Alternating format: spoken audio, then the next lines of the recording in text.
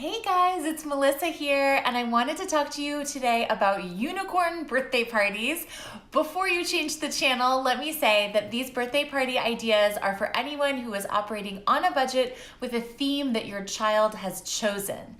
So this year, my daughter turned 5 and all she wanted was unicorns. Where does this come from, this desire to have unicorns?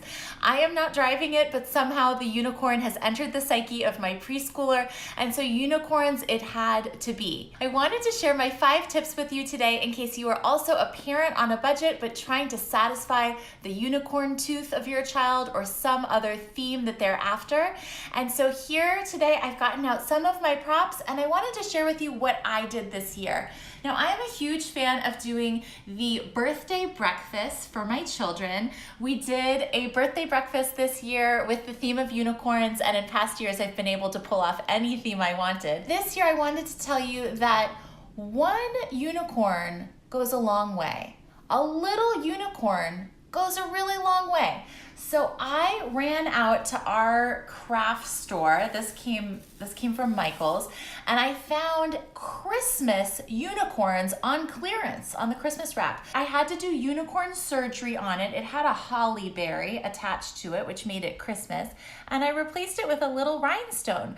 This used to cost $14, and I got it for under $3. This went on my breakfast table here, and then everything else I did was sort of unicorn flavored, but mostly I had one unicorn mascot. So that's my tip 1. Pick one mascot for your child in the theme that they want. Tip number 2 is extend your theme through color. So I went with the pinks and the purples and the white. I dressed in that color for her birthday. I got paper goods in that color, and I decorated with streamers up here. So a roll of pink streamers is 99 cents. It was on the chandelier, it was on her party table, and then just simple dollar store items like pink napkins, plain white paper plates I already had, and then I did pick up 2 99-cent bags of plastic unicorns.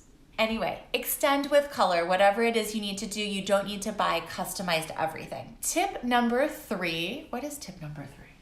Tip number 3 is put the theme in your lunchbox. If you follow me as Little Kosher Lunch, you know that I love to get a theme or a holiday or even a birthday into a lunchbox. So this year I did that by sculpting a unicorn out of cream cheese. It worked so well. You guys went crazy over that on the internet. So my unicorn, I put it on a bagel, just a little cream cheese in the shape of that little horse's head, a little unicorn horn made out of carrots. With my veggie peeler, I just peeled some carrot, made some hair for that horse, stuck it in my lunchbox. A few cookie cutters could work for whatever theme you're doing. So just think, is there a creative way to get it in a lunchbox? It's not gonna cost you any additional money. You still have to feed your child lunch. Tip number 4, avoid plastic tchotchkes. I've had enough of the plastic junk, of the made in China stuff. I know it's really easy to go to those websites like Oriental Trading or the craft store or order things on Amazon, but I decided that we were gonna go with a beautiful, useful, or consumable party favor like we always do.